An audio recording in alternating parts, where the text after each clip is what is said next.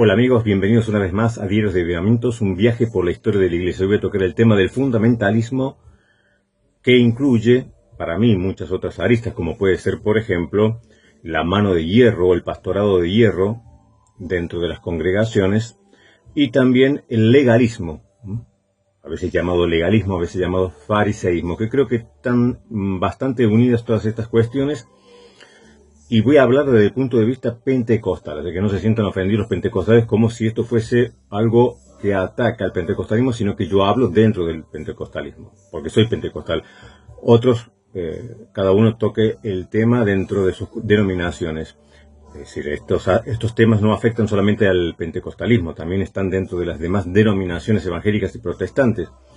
Es un mal que afecta, digamos, a todos en general y por igual. Pero bueno, cada uno toca dentro de lo que vive, dentro de su experiencia, y la mía es dentro del pentecostalismo. Tal vez alguno de ustedes se puede identificar con el tema que estoy tocando. Bueno, ya me dejarán en los comentarios cuál ha sido su experiencia dentro de estas vivencias, estos temas que llevan años y años dentro de la iglesia protestante y evangélica que no han sido solucionados y que siguen afectando a millones de personas. ¿Qué es el fundamentalismo?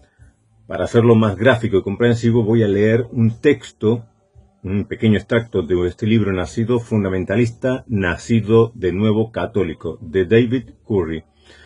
Esto es de la editorial Ignatius Press. Es el testimonio de un protestante, de un evangélico, que nació dentro del fundamentalismo evangélico y termina haciéndose católico romano. Y cuenta en este libro su experiencia. Entonces, ¿qué nos dice él acerca del fundamentalismo? Se nos llama fundamentalistas porque creíamos en los fundamentos de la fe que se formularon como reacción al surgimiento del modernismo en la teología protestante americana a principios del siglo XX.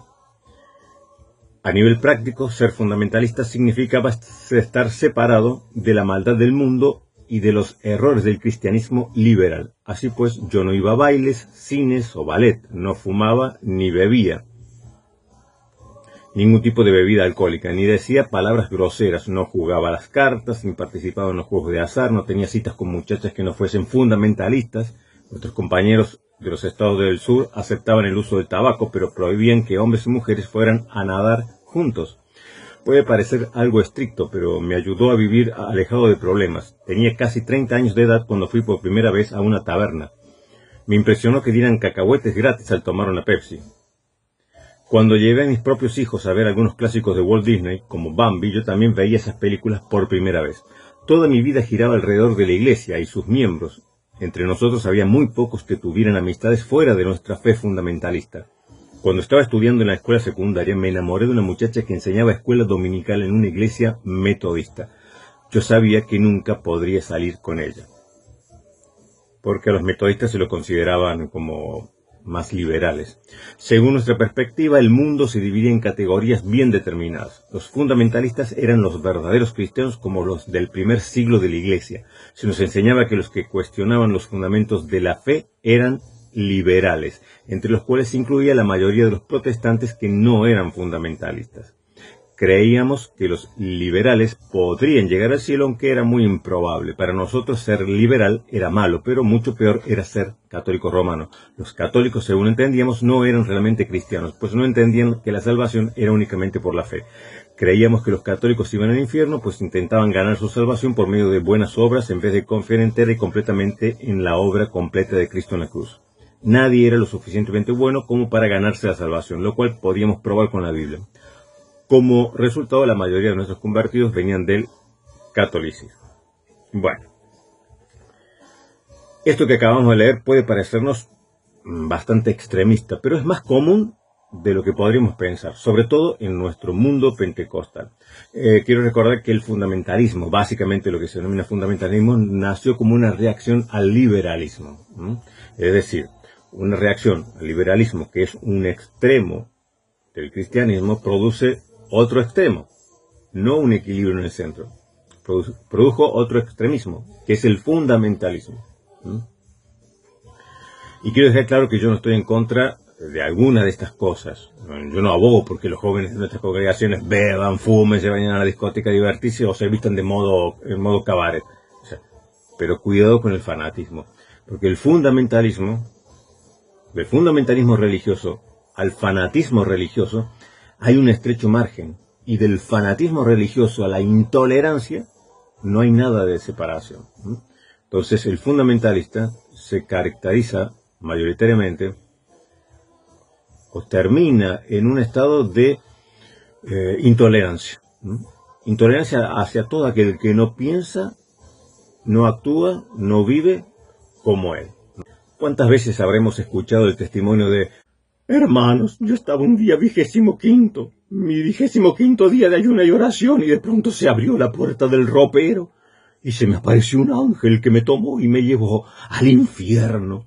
Y allí, entre las llamas eternas del infierno, vi a unas hermanitas de la iglesia, a las cuales unos demonios le arrancaban las uñas de las manos con una tenaza. Y yo lloraba y lloraba mirando ese espantoso espectáculo, pero el Señor me dijo: no llores, hija mía. Esas hermanas tuyas se perdieron por desobedecerme y pintarse las uñas. Se perdieron por alisarse el cabello y se fueron al infierno por maquillarse cual Jezabel. Y yo seguía mirando y veía como los demonios le arrojaban pintura hirviendo en el rostro a estas hermanitas, y se les desfiguraba el rostro y se les caía la cara en pedazos. ¿Ustedes creen que yo exagero? Yo he escuchado un montón, en toda mi vida de pentecostal, un montón de testimonios de estas, sobre todo hermanas, que fueron arrebatadas por el Señor, y llevadas al cielo y al infierno, y ahí veían cómo las hermanas que se pintaban el cabello, se alisaban el cabello, se pintaban las uñas, usaban pantalones, terminaron en el infierno condenadas.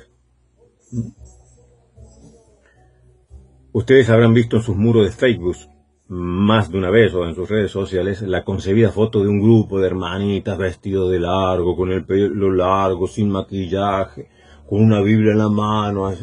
Así se visten las siervas de Dios. He escuchado un montón de predicaciones, ustedes la pueden encontrar en YouTube, de estas personas que vieron a las ex hermanitas de su congregación ahora en el infierno. Entonces predican que si te alisas el cabello, eso es del diablo, que se te pinta las uñas, eso es del diablo. Aún los muchachos, los jovencitos, los muchachos que a lo mejor tienen allí las cejas pobladas y gruesas, bueno, y si quieren arreglar un poquito, depilarse un poquito, no, eso es del diablo, eso es del demonio, terminarás en el infierno si usas pantalones. Ahora, póngase ustedes en la mente y en el alma de estas jóvenes y adolescentes, con las necesidades y presiones propias de la edad. Sentirse aceptadas, esa necesidad de sentirse bonitas, esa necesidad de no sentirse ignoradas. Y ahí va la pobre hermanita, sin maquillar, sin depilarse, con un ancho ahí de bigotes y... No te depiles porque eso es del diablo, porque eso es Jezabel, eres como Jezabel. Y allí va la hermanita con las axilas sin depilarse, en el autobús, así agarrada, y cuando abren la ventanilla del autobús y entra el viento, le hace el flequillo, así. Y al que está parado al lado le hacen los pelos de la hermana en la cara.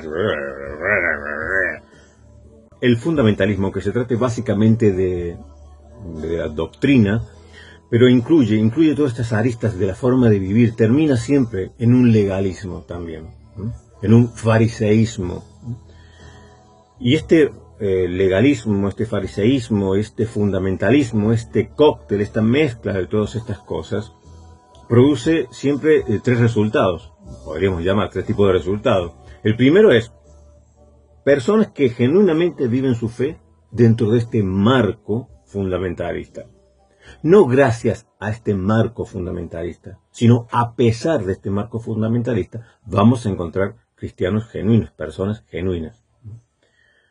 En segundo lugar, vamos a encontrar dentro de este marco de fariseísmo, dentro de este marco de legalismo, dentro de este marco del fundamentalismo, vamos a encontrar personas de conducta hipócrita, porque es imposible que esto no lleve a la hipocresía, al actuar de esta policía de la moral, de estar mirando quién tiene la falda 1 centímetro más larga, 1 centímetro más corto, el pelo un poquito más largo, o si se atrevió a ponerse un poquito de maquillaje en la cara. Esta policía de la moral, de la ética.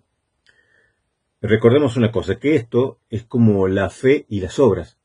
Nadie puede tener verdadera fe y no producir obras, pero se pueden hacer muchas obras sin tener verdadera fe. Así igualmente, nadie puede vivir en santidad sin mostrarlo exteriormente. Es imposible que una persona que tenga santidad no la manifieste exteriormente. Sin embargo, uno se puede vestir como una monja y por dentro ser un demonio, porque lo exterior no siempre es reflejo de lo interior, porque allí da lugar la hipocresía, por esta presión social, por este ambiente de la congregación donde no tienes que ponerte mantilla así, no tienes que pintarte, no tienes que depilarte, la ropa tiene que llegarte hasta el suelo. Entonces miden su grado de santidad según lo largo que sea su vestido, su falda. Esto me hace acordar que estuve viendo hace poquito el testimonio en República Dominicana de un niñito que en un accidente de tránsito quedó huérfano y bueno, fue a parar allí a un lugar donde estaban las monjas, y las monjas no tuvieron mejor ocurrencia, era un varoncito, y la trataron como niña, le pusieron Margarita, y Margarita fue creciendo y entró a la vida religiosa, pero era un varón, y entra de adolescente, de niña casi a la vida religiosa, vestida como monja, obviamente, y estuvo 22 años, y esto es una historia real, esto no es fantasía, estuvo 22 años en un convento viviendo como monja, y era un hombre. Bueno, claro, y él era hombre, o sea, él tenía los sentimientos y deseos de un hombre, él tiene amoríos con las monjas allí, hasta que termina enamorándose de una monja, que se llamaba Silvia, y la deja embarazada. En ese momento es cuando explota todo, cuando descubren su verdadera identidad y lo expulsan del convento. Después de 22 años viviendo como monja y era un hombre. Lo expulsan fuera y él nunca más sabe qué pasó con aquella monja con la cual se había enamorado y la había dejado embarazada. Él escribió un libro con todo su testimonio, se llama La monja desvestida o La monja desnuda, en la vida real de que pasó en República Dominicana. No hace mucho, son época de los 70, por allí. Es decir, se puede vestirse uno como monja por fuera y por dentro vivir como un diablo, como un demonio, o ser en apariencia una cosa, pero por dentro ser totalmente lo contrario. Entonces dijimos que este fundamentalismo puede producir personas genuinas que subsisten en este fundamentalismo, no gracias a este fundamentalismo, sino a pesar de, porque el Señor tiene pueblo, tiene sus remanentes, y va a salvar a las personas, las va a salvar en su misericordia, en su amor, a pesar de este fundamentalismo, no gracias a este fundamentalismo, sino a pesar, porque el fundamentalismo es un extremismo, así como el liberalismo es un extremismo, y es malo, el fundamentalismo es otro extremismo, y es malo. Y es como que lleva en su satélite girando alrededor todas estas cosas que dijimos, el legalismo, fariseísmo, este pastorado de hierro, este abuso pastoral, todo va incluido en este cóctel peligroso. Y el tercer resultado que puede producir esto es que la mayoría de cristianos o de personas que viven en este tipo de congregaciones no resistan. Por eso estas congregaciones, por más que las veamos muy activas, por más que veamos en los cultos que gritan, que alaban, que cantan, que tocan la pandereta, uno ve que pasan 10, 20, 30, 40 años y siguen siendo exactamente igual el tamaño de la congregación. Es imposible que crezcan, es imposible que se mantengan. La mayoría de las personas no van a resistir esta presión social. Pónganse ustedes en la mente y en el alma de estas pobres chicas, de estas adolescentes, y chicos y muchachos, adolescentes, jovencitas, que necesitan esta aceptación social, que necesita, es propio del ser humano. El sentirse agradable, el sentirse bonito, es un poquito de maquillaje, el arreglarse un poquito, el que, bueno, si mi cabello es ondulado y no lo quiere ondulado, se lo quiere alisar. ¿Cuál es el problema? ¿Cuál es el pecado? Entonces, presionan tanto para que no salga todas estas cuestiones que son propias del desarrollo, ¿no?, del adolescente, del joven, que no van a crecer normales, que no van a crecer sanos mentalmente, sino con heridas, porque han sido reprimidos, y tarde o temprano esta represión de estos sentimientos y estas necesidades que son propias del ser humano, pues produce o que estalle como una olla a presión que estalla, que explota, que no aguanta más esta presión que se va acumulando, o esta presión va matando la espiritualidad. Logran frenarla, logran controlarla, logran frenar todos esta ebullición de la propia adolescencia y juventud. Pero como no haya liberación, todas estas cosas que están dentro, en el alma y en la mente del adolescente y del joven, pues termina volviéndose sobre sí mismo, autodestruyéndose, destruyendo esa vida espiritual. Pues puede terminar entonces siendo, como dijimos, una persona hipócrita espiritualmente, que finge delante de los demás, pero que por dentro se siente hueca, vacía, y llega a estar muerta espiritualmente. Me contó una amiga, en su iglesia celebraban los 40 años, una iglesia pentecostal, celebraban los 40 años de esta congregación. Entonces se iban a preparar los festejos del aniversario, 40 aniversarios. Entonces ella estaba encargada de esta preparación, entonces va a los archivos de la iglesia y comienza a buscar fotos para armar todo un vídeo con fotos, con imágenes, con grabaciones de durante estos 40 años de vida de la congregación. Entonces cuando ella empieza a ver multitud de personas que ya no estaban en la congregación, que en estos 40 años eran cientos de personas que habían entrado, pero así como habían entrado también habían salido, ya no estaban. En esas fotos, en esos vídeos durante estos años, estos recuerdos, la mayoría ya no estaba. Entonces ella le dijo el pastor esta situación, ¿no? Qué tristeza que después de 40 años de vida de la congregación, la mayoría de las personas que estaban en esa foto, en esos vídeos, en esos recuerdos de 40 años, ya no estaban más en la congregación, se habían ido. Algunas se habían apartado del Señor y otras se habían ido a otras congregaciones. Entonces ella le preguntó, ¿no estaremos haciendo algo malo después de 40 años? Obviamente no le gustó para nada al pastor, obviamente le envió al paredón de fusilamiento por hacerle esa pregunta. Es decir, y esto estoy seguro que en la mayoría de nuestras congregaciones que superan los 10 años, 20 años, si pusiéramos a mirar el álbum de recuerdo, las fotos, las grabaciones que hay en los archivos de la iglesia, de nuestras congregaciones, a ver cuántas de esas personas siguen. La mayoría, o no las conoceríamos, ni sabríamos quiénes son, o si llevamos mucho tiempo en la congregación, nos acordaríamos. Ah, mira, este hermano ya no está más. Ah, esta hermana se apartó. Ah, estos chicos ya no están más. Esta familia, no, ya no se congrega más aquí. ¿No estaremos haciendo algo mal? ¿No será que este fundamentalismo, este legalismo, esta presión lleva a que las personas no puedan desarrollar todo su potencial, sino que las estamos presionando tanto que terminan por explotar o terminan por morirse espiritualmente? La santidad no se mide por la cantidad de pigmentos que utilice en tu cara. La santidad tampoco se mide por la cantidad de tela que uses en tus vestidos y en tus ropas. La santidad es como ese frasco de alabastro con perfume que una vez que se rompe, ese perfume, ese aroma no se puede atajar, inunda, llena a todos los que están en el ambiente, en la casa y en ese lugar. Así es la vida de santidad. Entonces, no es que haya una santidad interior y una santidad exterior. La santidad es una sola. Es la interior que se refleja exteriormente. Pero cuando presionas tanto sobre lo exterior, terminas ahogando lo interior. Porque hay cosas que son propias de la naturaleza, como en la naturaleza de la mujer, como en esta forma de ser y de pensar, en los adolescentes y en los jóvenes, que con esta presión lo único que logras es extinguir esa alma, agobiarla, presionarla tanto que no la dejas desarrollarse.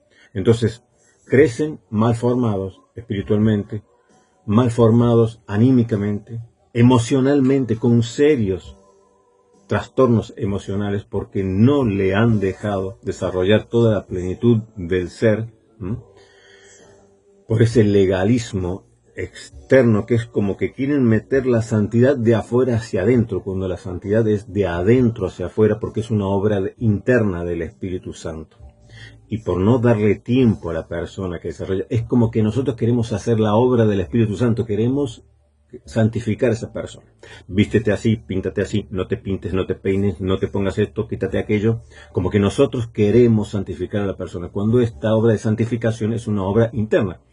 Y ya sabemos que la justificación y la santificación son una sola cosa, en el sentido, van unidas, no van separadas. Dios te justifica, pero también te santifica. Es una obra de Dios, es una obra del Espíritu Santo, y tenemos que tener paciencia para que se produzca. Lo mismo que la fe y las obras, van juntas, van separadas. Es imposible que quien tenga verdadera fe no tenga buenas obras. Es imposible que quien tenga verdadera santidad no se manifieste exteriormente, porque las dos cosas son reflejos de lo que hay interiormente. Este fundamentalismo también produce una jerarquía inflexible, lo que se conoció en una época como el pastorado de hierro. Y esto es algo que, a medida que van pasando las generaciones, es decir, en las iglesias pentecostales, cuando recién abre, cuando son pequeñas, cuando se van desarrollando, todo esto no se da lugar. Pero cuando ya pasa la segunda generación de líderes, a la tercera generación de líderes, sí, porque allí es cuando comienza a manifestarse este linaje, ¿no?, del pastorado, en el cual el pastor cede su puesto de pastor a su hijo. Entonces el pastor que le sucede es su propio hijo. Entonces su nuera es la presidenta de damas. Entonces el hermano, el otro hijo es el tesorero, y la otra hija es la que se encarga de esta área. O sea, todo queda en un gobierno familiar, porque el pastor desconfía de todos. ¿Y en quién va a confiar? Va a confiar en su familia. Esto pasaba lo mismo que pasaba con los papas. ¿Qué pasaba con los papas? Sobre todo en la época del Renacimiento, bueno, hasta el Concilio de Trento. ¿Qué es lo que sucedía con los obispos de Roma? Cuando subían los obispos de Roma, se encontraban, claro, allí solos, y que tenían que gobernar la iglesia. No tenían personas muchas veces de confianza. Entonces, ¿qué hacían? Empezaban a poner a sus familiares en cargos eclesiásticos. Entonces empezaban a poner a sus sobrinos, empezaban a poner a sus hermanos, empezaban a poner a familias. ¿Por qué? Porque de esa manera se aseguraban tener personas de confianza en lugares estratégicos. Ellos no confiaban en nadie más, sino en aquellas personas que eran de su propia familia. Así se hacían clanes familiares como los Borgia, como Julio II y muchos otros papas, infinidad de papas, los Medici. Todos ellos, una vez que ascendían al solio pontificio, allí, ¿qué hacían? Pues empezaban a traer familiares, el nepotismo, el colocar a familiares en lugares de poder dentro de la iglesia, porque eso le aseguraba tener una persona de confianza. Pues en el pastorado hoy está sucediendo lo mismo. El pastor tiene miedo a la división, tiene miedo que la congregación se divida, que surja alguien que le haga sombra, que surja alguno ahí que tenga cierto poder de atracción, cierto carisma, y llega a dividirle la iglesia. Entonces, ¿qué hace? Estratégicamente, como hacían los papas, ponían, esto también es nepotismo, no es nepotismo únicamente lo que hacían los papas, lo que hacen hoy muchos pastores. Ustedes vean a ver quiénes son en la congregación los que ocupan cargos de liderazgo y cuántos están relacionados con la familia del pastor. Pues eso también es nepotismo, colocar a familiares en lugares estratégicos de poder para asegurarse de que nadie les serruche el piso. Esa es la cuestión, que a nadie le pone el pasto debajo de los pies. Entonces comienzan a colocar familiares. Todo esto hace una estructura de poder que termina también agobiando a las personas. Le voy a contar esto, una experiencia mía. Yo fui a hablar con digamos que fue más bien mi primer pastor, por así decirlo, y fui a hablar con él porque yo me quería cambiar de congregación.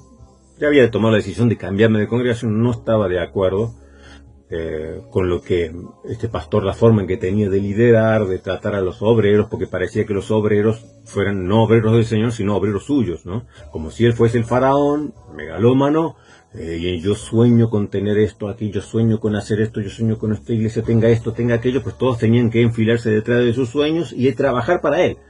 Cuando el obrero del Señor trabaja para el Señor, no trabaja para el pastor. Somos obreros del Señor, no somos obreros del pastor, porque el pastor no es el Señor.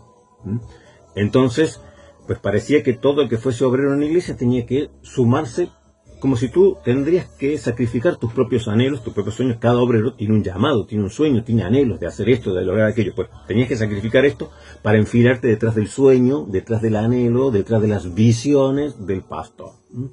Entonces los obreros pasaban a ser simplemente como eran los esclavos en las pirámides en la época de los faraones, ¿no? Para construir estas grandes obras, para perpetuar el nombre del faraón. Y esto es lo que sueñan muchos pastores. Bueno, yo, para no estar en desacuerdo en la congregación, pues nada, no pasa nada, no estoy de acuerdo con este sistema que tiene de gobierno, pues me voy. Entonces fui y se lo dije. Yo hacía poco que había egresado del seminario bíblico. Yo tenía todo el acceso que yo hubiese querido en ese. Yo hubiera podido llegar a donde hubiese podido llegar, porque ya predicaba en esa época, enseñaba en la escuela bíblica, también daba alguna materia en algún instituto bíblico, tenía las puertas abiertas, también lideraba a los jóvenes, tenía todas las puertas abiertas para llegar a donde yo quisiera, si hubiese sido una persona con ambiciones. Pero para mí era mucho más importante lo ético, lo espiritual, la formación de las personas. Estamos tratando con personas, no estamos tratando meramente con trabajadores, con obreros. A veces se toma tan literalmente estos obreros que nos olvidamos que no son nuestros obreros, son los obreros del Señor. Entonces no lo tienes que tratar como si fueran obreros. No, obreros del Señor, no tus empleados. Entonces yo fui y se lo dije al pastor que yo no estaba de acuerdo, me iba. Bueno, obviamente se enfureció. Y yo le dije que no se enojara porque, a ver, yo venía a hablar, ya la decisión estaba tomada de irme, le dije, yo vengo a hablar de corazón abierto. Yo vengo a hablar de hermano a hermano, con el corazón abierto, para ser sincero, decir lo que me pasa. Cuando yo le dije que venía a hablar de hermano a hermano, el pastor pegó un salto de la silla que le dio un cabezazo al techo y volvió a caer en la silla. Se puso furioso, colorado, estaba así, le salía vapor por las orejas. ¿Cómo te atreves a decir que de hermano a hermano? Porque tú y yo no somos iguales. Tú eres una oveja, yo soy un pastor. Me dijo eso y yo me quedé. Bueno, claro, esa es la esencia de este pastorado de hierro, que es exactamente igual que en la Iglesia Católica Romana. En la Iglesia Católica Romana, el clero es una cosa y el laico es otra cosa. Hay una división, hay una separación, hay una élite sacerdotal, una casta sacerdotal. Están allí el clero superior y el laico es inferior. En la Iglesia evangélica, en la Iglesia protestante, a partir de la Reforma protestante, esto fue una de las cosas contra las cuales lucharon Lutero y los reformadores protestantes, y sobre todo lo que fue la Reforma radical, es decir, los anabaptistas, que no estaban unidos a estos reformadores que tenían su centro o epicentro en ciertas ciudades, que se les conoció como reformadores magisteriales, también porque estaban unidos al magistrado civil, ¿no? Dijimos Calvino en Ginebra, Zwinglio en Zúrich, en Sajonia Lutero, ¿no? Entonces se rebelaron contra esta separación, ¿no? Dijeron todos somos pueblo, todos somos sacerdotes, no hay un linaje de sacerdote, una casta sacerdotal dentro del pueblo de Dios, todos somos linaje de sacerdotes. A todos el Señor nos ha hecho príncipes y sacerdotes para nuestro Dios. A todos el Señor nos ha hecho una nación santa, un pueblo escogido. No hay escogido dentro de los escogidos, sino que a toda la iglesia, todo el pueblo de Dios es escogido. Todos somos sacerdotes, todos somos linaje real. Pero la Iglesia Católica Romana tiene esa separación tan visible entre el clero y el laicado. Pues el pastorado copió, terminó en aquello que tanto criticaba, terminó siendo igual. Entonces hay como una casta pastoral. Entonces el pastor se enojó cuando yo le dije que venía a hablar de hermano a hermano. Imagínense la herejía que le dije, la blasfemia que le dije, que yo venía a hablar con él de hermano a hermano. Entonces me dijo, no, tú y yo no somos iguales, yo soy pastor, tú eres una oveja. Esta separación, esta casta pastoral, y yo una mera oveja, que solo tiene que agachar la cabeza y obedecer. Obviamente que yo me fui, me dijo, no te pienso dar cartas de recomendación, ni esperes que te dé una carta de recomendación para que te acepte otro pastor. Y yo no la necesito, no necesito su carta de recomendación. A mí me recomienda el Señor, tengo la conciencia tranquila. Y me fui. Y me fui dejando todo, dejando muchas cosas. Pero yo no estaba dispuesto a someter mi vida a un pastorado de hierro que yo veía, porque a ver, esto no fue una cosa que yo la tomé de un día para el otro, yo venía viendo el efecto que ese pastorado de hierro producía en las personas.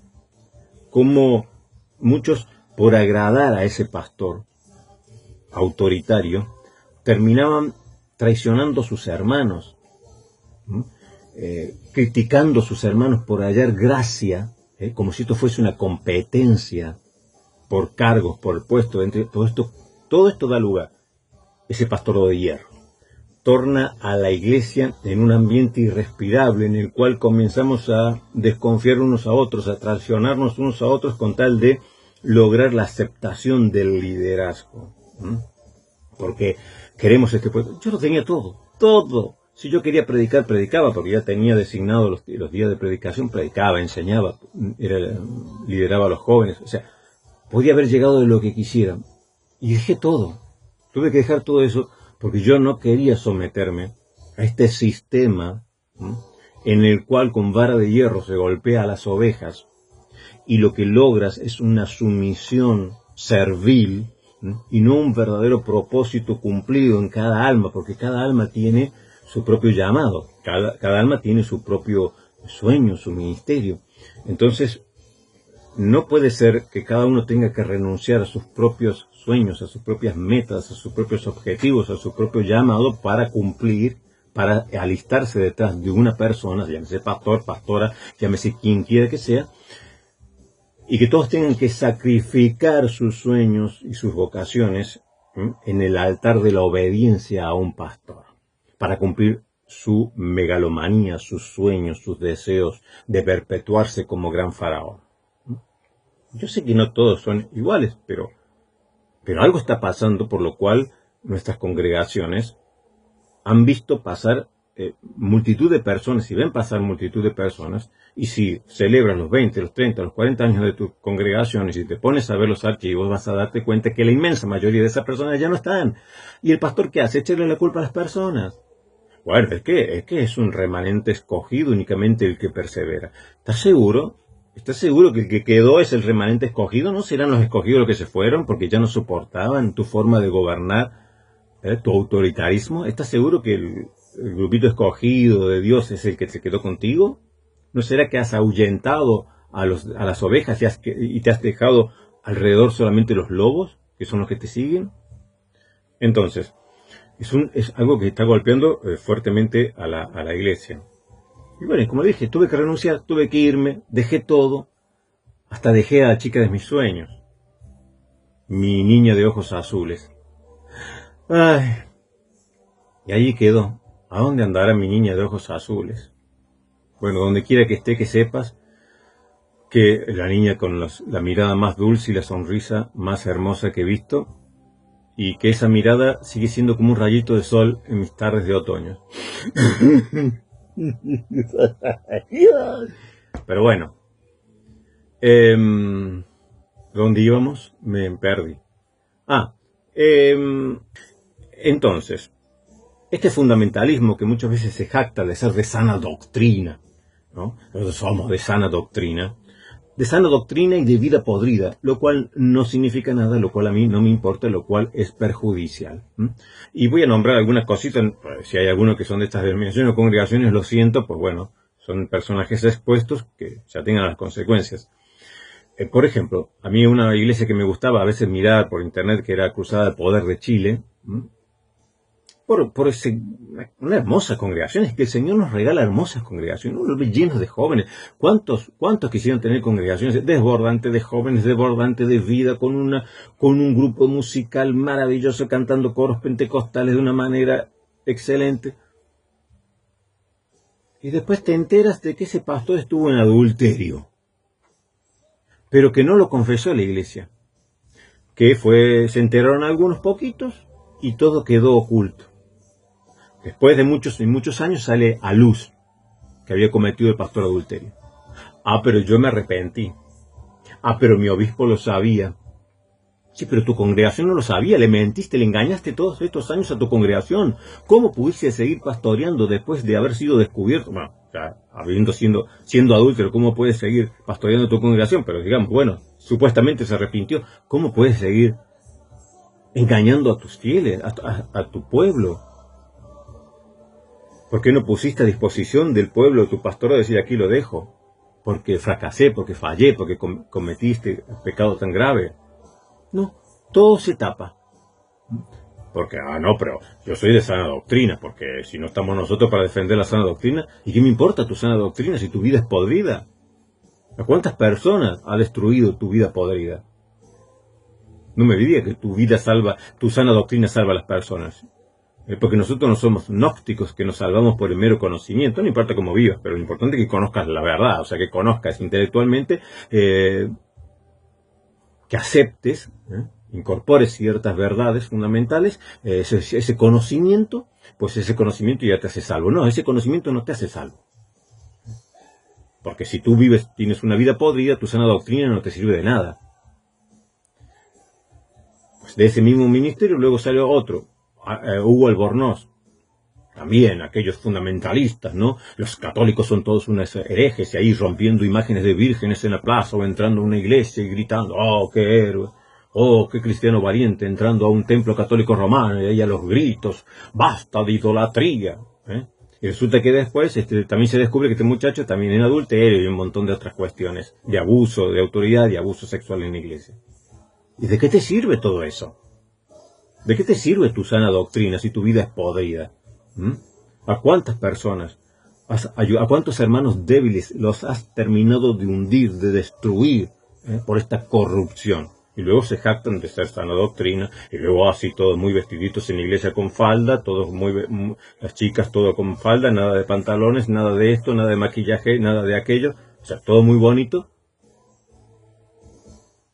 Pero resulta que corrupción, un pastorado corrupto.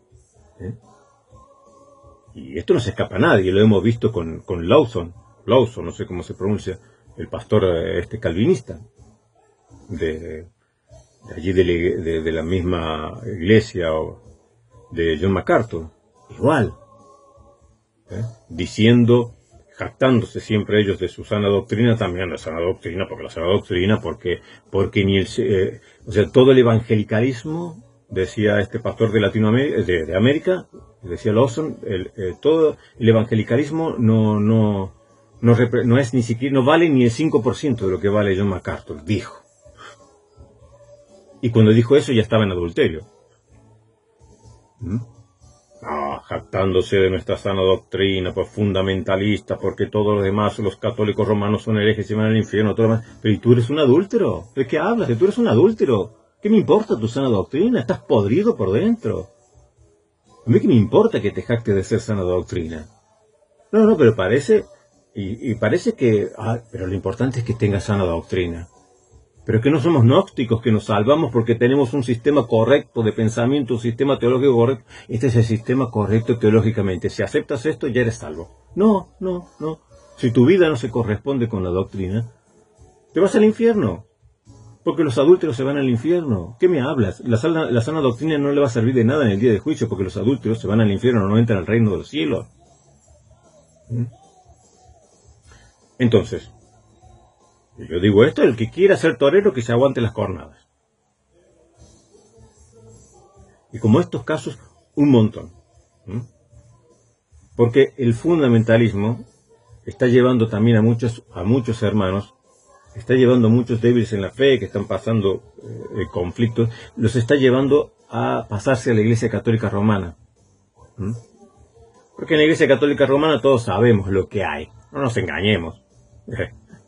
Tu pastor, el pastor, hablemos de los buenos pastores, un pastor normal, pentecostal, un pastor bautista, un pastor metodista, un pastor luterano, sabe cómo te llamas, sabe de tus padres, sabe de qué trabajas, sabe tu situación sentimental, emocional, sabe tu situación económica, te conoce, sabe dónde vives, porque te va pastoreando, porque realmente te va pastoreando.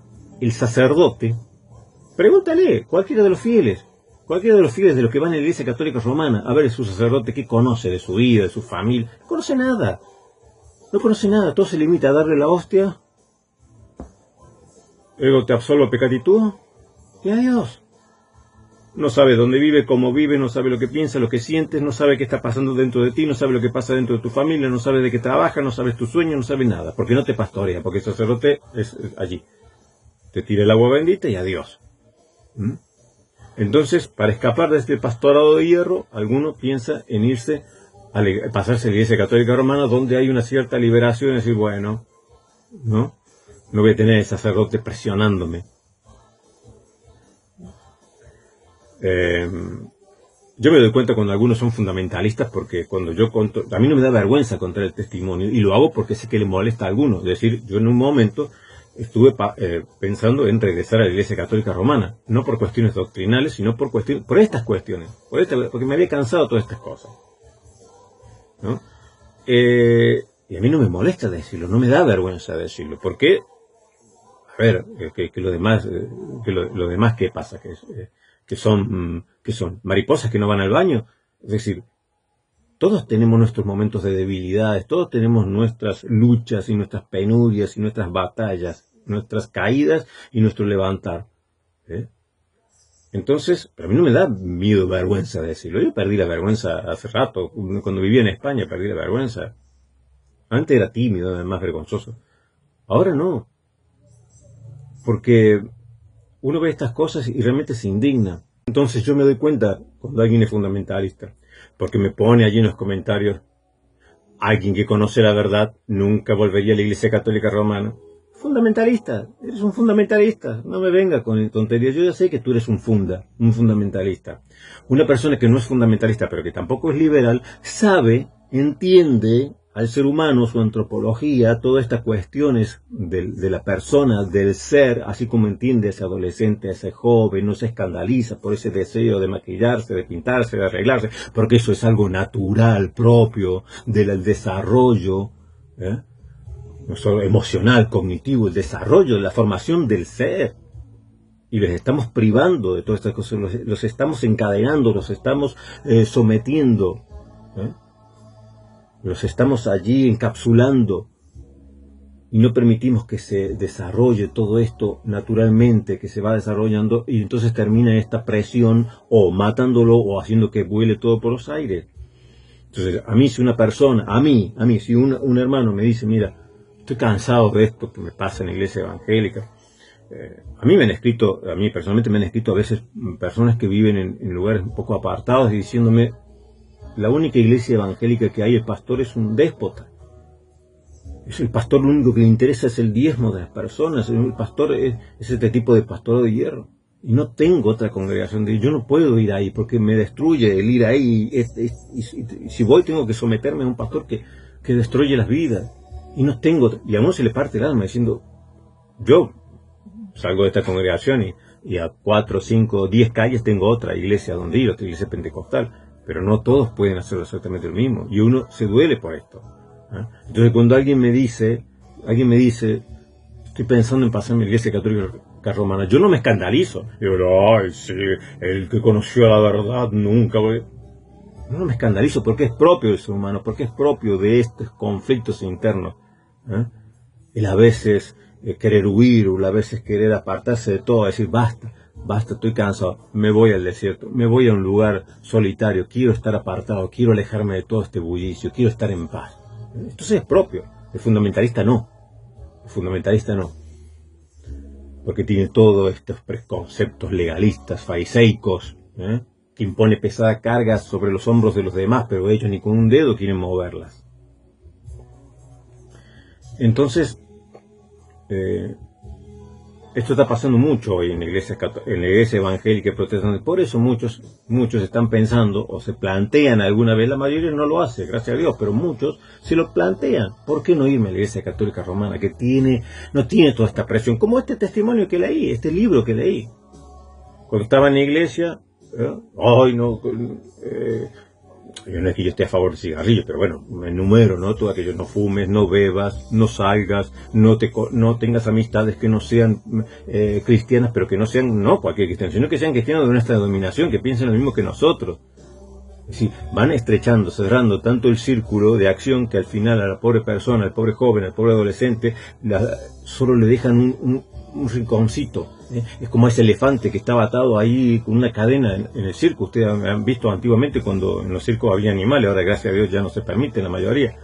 Y el elefante balanceándose allí y moviéndose porque ya está. Y aunque le quites la cadena de la pata al elefante, ya no caminaba, ya no se iba. Porque toda su vida había pasado encadenado allí. Clavaban una estaca en el suelo, le ponían la cadena al elefante, desde el pequeñito, y ahí está, el elefante.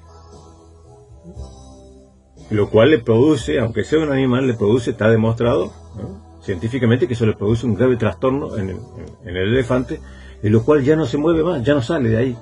Le puedes quitar la cadena y se queda, porque ya está resignado, ya destruiste emocionalmente a ese ser, ¿no? Ya sus aspiraciones, sus anhelos, ¿no?, ya está todo destruido. Lo mismo pasa con muchos hermanos en la iglesia, que los han encadenado, las estacas en el suelo, y aunque le sueltes esas cadenas, pues algunos quieren soltarse esas cadenas e irse, y yo los entiendo, por culpa de este pastorado de hierro, que terminen pensando, yéndose a una iglesia católica romana diciendo: estoy cansado de que me digan no puedes hacer esto, no puedes hacer aquello, no esto, no aquello. Ese fundamentalismo, ese círculo que cada vez va estrechando, el fundamentalista cada vez cierra más el círculo. No te juntes con aquellos que son herejes, no te juntes con aquellos que no son verdaderos cristianos, no te juntes con aquellos que no tienen sana doctrina, no vayas aquí, no hagas esto, no digas lo otro, solamente con nosotros, no leas estos libros, solo estos libros que yo te digo puedes leer. Va estrechando el círculo. Esto es el fundamentalismo, que destruye a tantas personas. Y si no hacemos algo para atajar tanto el legalismo, fariseísmo de esta supuesta santidad exterior, porque no hay tal cosa como santidad exterior, la santidad es una sola, y la santidad no es de afuera hacia adentro, sino de adentro hacia afuera. Se tiene que reflejar, es un proceso que hace el Espíritu Santo, hay que darle tiempo, porque es una obra del Espíritu Santo, no es instantáneamente. A veces hay que tener paciencia con los adolescentes, con los jóvenes, con las personas que vienen de afuera, hasta que cambien sus hábitos, porque todo eso es una obra, pero esa obra la hace el Espíritu Santo, no la podemos hacer nosotros, no la podemos envolver de tela a una mujer y decir ya con eso la hemos santificado. Eso es una obra que tiene que ser el Espíritu Santo, luego se reflejará exteriormente. Seguros, tranquilos, descansen en el Señor, que así será. Pero si tú te metes, si tú quieres hacer la obra, terminarás destruyendo a esa persona. Y lo mismo con el pastorado de hierro, este papismo pastoral, este nepotismo que está tan actual, vigente en las iglesias. Todo esto termina destruyendo al mundo evangélico, al mundo pentecostal, y hace que después nos preguntamos por qué muchos evangélicos nos comentan, nos dicen que quieren pasarse a la Iglesia Católica Romana. Porque quieren quitarse ese yugo, nada más, no porque la doctrina, esa es una excusa, yo ya lo sé. Escuchas lo que quieres escuchar. Cuando quieres salir de aquí, todo lo demás te parece bonito, aunque sepas que no es bonito, pero dices, pero peor está aquí. Entonces, no seamos fundamentalistas, y si alguien está pensando en irse a la Iglesia Católica Romana porque está padeciendo todas estas cosas, que sepa que allí no va a encontrar la solución. O sea, no es la solución no es salirse de un mal pastor para irse a alguien que nunca te va a pastorear en su vida. O sea, tienes que seguir buscando un buen pastor, rogando, y que el Señor te guíe a donde haya un verdadero pastor. En la Iglesia Católica Romana no te va a pastorear nadie.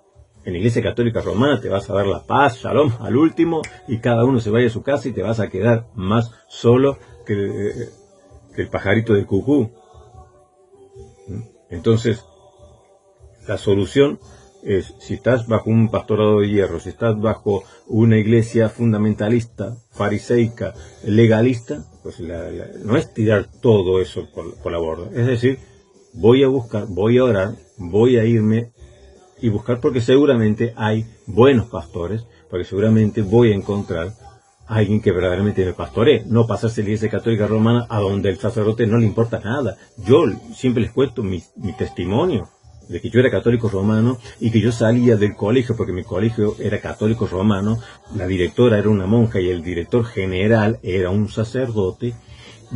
Teníamos catecismo como materia, o sea, todo giraba en torno al catolicismo romano. Y pero a mí, yo terminaba las clases toda la tarde y yo me iba a la capilla a orar, a rezar, a estar en la misa. Y el sacerdote jamás se preguntó qué hace un chico de 14, 15 años allí saliendo del colegio, cuando todos los demás salían para ir a jugar a la pelota o para ir a jugar a los videojuegos. Yo me iba, hacía todo lo contrario a los demás, y yo me iba allí a la capilla a rezar. Y luego a la misa, que empezaba creo que a las 7 de la tarde. Nunca se preguntó, nunca se preocupó por venir. ¿No será que este chico tiene vocación religiosa? No le preocupó. Ahora, el día que se enteraron que yo iba a una iglesia evangélica, allí todo el mundo se preocupó por mí. Allí vino corriendo el sacerdote a llamarme y a decirme: oye, ¿qué estás haciendo? ¿Cómo que qué estás haciendo en una iglesia evangélica? Te vas a volver loco como ellos. Porque eso es la Iglesia Católica Romana. No te pastorean nunca. Mientras tú digas que eres católico romano, ellos están felices, se lavan las manos. Ahora, el día que se enteran que te vas, entonces sí te empiezan, se desesperan. En realidad no les importa las almas. ¿Qué te vas a ir de una iglesia católica romana? ¿Qué te vas a ir? Si sabes que el sacerdote jamás se va a preocupar por ti. No te va a pastorear, no te vas a pastorear. Tienes que sobrevivir. En la Iglesia Católica Romana se subsiste, se sobrevive. Cuando eres joven aún, bueno, porque puedes encontrar estos grupos de jóvenes que se interrelacionan y bueno, más o menos le das un poquitito de pimienta a la vida, pero si ya no estás en esa edad o ya lo tienes más complicado, vas a ir a misa, sí, muy lindo, y luego vas a salirte y nadie se habrá preocupado por cómo está tu familia, nadie te va a preguntar por el nombre, porque ya conocen el nombre de tus hijos, el nombre de tu esposo, el nombre de tu esposa o tu situación laboral o tu situación económica, a nadie le importa. Esa es la realidad que vas a encontrar en la infinita mayoría de las iglesias católicas romanas. Que el sacerdote no conoce por nombre a sus fieles, porque no es pastor, no pastorea. Nuestros pastores sí pastorean y conocen por nombre a las ovejas. Entonces la solución, que a mí no me escandaliza. Hay personas que me dicen, que están pensando, dice la Iglesia Católica Romana, no me escandaliza porque yo no soy fundamentalista. Yo sé que eso es algo propio de quien realmente, sinceramente está buscando la verdad. Y que hay un momento que dice, no es que yo esté buscando la verdad en cuanto doctrinal, sino por esta realidad pastoral, por esta realidad, digamos, de la praxis que hay hoy en la iglesia evangélica protestante, que tiene muchas falencias, pues entonces terminan yéndose o buscando un lugar de liberación, para estar tranquilo. Pues bueno, que sepas que no es la solución de la Iglesia Católica Romana, porque allí nadie va a pastorear. O sea, la solución, así como la solución no es del liberalismo pasar al fundamentalismo, tampoco es la solución de pasar de un pastorado de hierro a pasar a un sacerdocio católico romano. De donde te tienen sometido, donde te controlan la vida, a donde les va a dar exactamente igual lo que sea de tu vida. Busca un pastor, un verdadero pastor, que tenga corazón de pastor, que sepa pastorear, que no haga de la iglesia un monopolio, que no haga de la congregación un feudo, en donde se preocupe por ti, no por lo tuyo, no por tus bienes, no por tu dinero, que se preocupe por tu alma, por tu corazón, por tu sanidad emocional. Y si estás en una congregación en donde continuamente se están poniendo límites, presionando, no puedes hacer esto, no puedes hacer aquello, no toques, no mires, no guste, no hagas, no digas, no vengas, no vayas, pues bueno, eso va a terminar también destruyendo tu vida espiritual. Pues es hora que busques entonces un lugar en donde, no que sea liberal, sino un lugar donde haya libertad. Por ejemplo, nosotros, yo nunca viví este tipo de pentecostalismo. Nuestro pentecostalismo de las Asambleas de Dios en Argentina es muy distinto. No existe este legalismo fariseísmo. Puede que en alguna congregación, pero la mayoría, nosotros, eso nunca tuvo, nunca lo vivimos así. Yo que no toques esto, no mire aquello, no mire... Sino lo que es propio de la santidad, obviamente. No es aquello de que vive como quieras. No. Obviamente. No, yo no voy a recomendar a un joven ni que beba, ni que fume, ni que se vaya al baile. Hay formas de contenerlo, no es poniéndole no, sino conteniéndolo, con amor, guiándolo con amor, que pueda desarrollar todas sus capacidades, que pueda desarrollar a plenitud todo esto, y dejarlo que se desarrolle en este propio desarrollo emocional, psíquico, espiritual, que es propio de cada individuo.